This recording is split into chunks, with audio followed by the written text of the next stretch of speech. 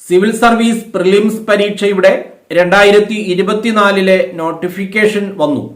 അതിന്റെ വിശദാംശങ്ങളാണ് ഈ വീഡിയോയിൽ പറയുന്നത്. 1056 ഒഴിവുകളാണ് ഉള്ളത്. ഓൺലൈനായി UPSCയുടെ സൈറ്റിൽ അപേക്ഷിക്കാം. അപേക്ഷിക്കേണ്ട ലിങ്ക് ഡിസ്ക്രിപ്ഷൻ ബോക്സിൽ കൊടുത്തിട്ടുണ്ട്. 1056 ഒഴിവുകളിൽ 40 ഒഴിവ് ഭിന്നശേഷിക്കാർക്ക് വേണ്ടി മാറ്റിവെച്ചിട്ടുണ്ട്. മെയ് 26-നാണ് പ്രിലിമിനറി പരീക്ഷ നടക്കുന്നത്. വ്യത്യസ്തങ്ങളായ 20-ലധികം തസ്തികകളിലേക്കാണ് സിവിൽ സർവീസ് എന്ന് പറയുന്ന ഒരു പരീക്ഷ നടത്തപ്പെടുന്നത്. ഇന്ത്യയിൽ സർക്കാർ ജോലി സ്വപ്നം കാണുന്ന ഏതൊരാളിൻ്റെയും ഏറ്റവും അൾട്ടിമേറ്റ് ആയിട്ടുള്ള എയിം എന്ന് പറയുന്നത് ഒരു സിവിൽ സർവീസ് ജോലി സ്വന്തമാക്കുക എന്നുള്ളതാണ്. അതിനുള്ള ഒരു സുവർണ അവസരമാണ് വീണ്ടും വരുന്നത്.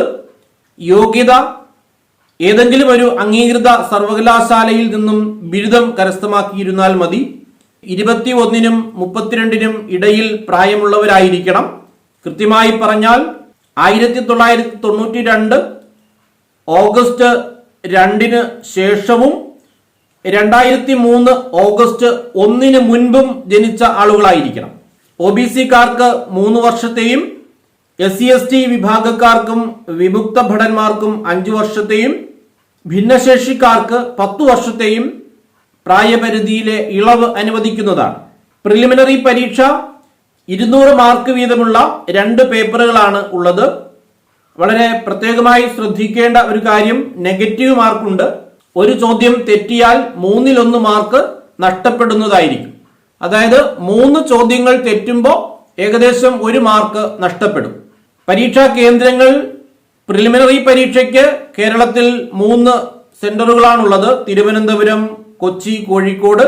മെയിൻ പരീക്ഷയ്ക്ക് തിരുവനന്തപുരം മാത്രമാണ് കേരളത്തിൽ സെന്റർ ആയിട്ടുള്ളത്. ജനറൽ വിഭാഗത്തിൽപ്പെട്ട കാൻഡിഡേറ്റ്സിന് 100 രൂപയാണ് രജിസ്ട്രേഷൻ ഫീസ്. വനിതകൾക്കും ഭിന്നശേഷിക്കാർക്കും SC/ST വിഭാഗത്തിലുള്ളവർക്കും ഫീസ് അടയ്ക്കേണ്ട കാര്യമില്ല.